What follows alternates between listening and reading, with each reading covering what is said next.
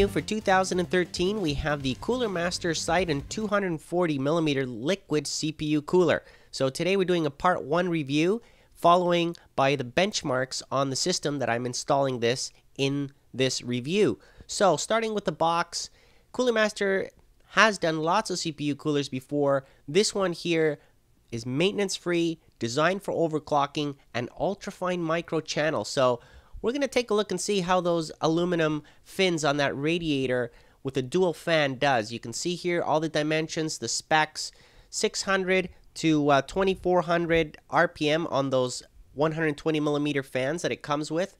And you can see here in the package, in the box, you're going to get those two fans nicely set up, ready to go. The kit supports every CPU flavor, so you're going to be covered there. Don't worry about that. And here it is out of the box, of course. The fans, the cables, the connectors, everything that you need. Obviously, when you go to install this, you need to read the manual, figure things out. One thing to point out, though, is the thermal grease does not come pre-applied.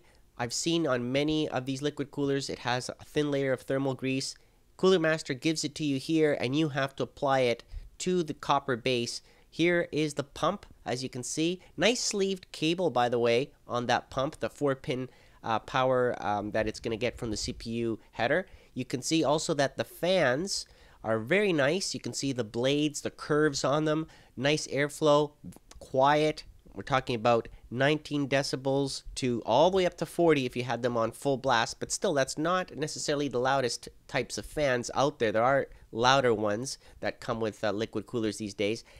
Here is, again, that 4-pin power connector that you're going to have to run at 100% in your BIOS. Make sure you have that set to 100% so that way the pump gets all the juice that it needs. You're going to connect the two fans to this splitter. I like to run things at 100% on everything just to make sure that it's all working, and then later on I'll go and tweak things. So again, on the CPU header, you're going to have that 100%. Here's a close look at the radiator. Again, all aluminum, nice channels. Hopefully this is going to give great results. I'm going to show you the benchmarks in part 2. I was actually, pretty pleased. Here is a look at where you would put the fans. If you had 2 more fans, you would have it in push-pull fashion. Of course, out of the box, it's just coming with the push.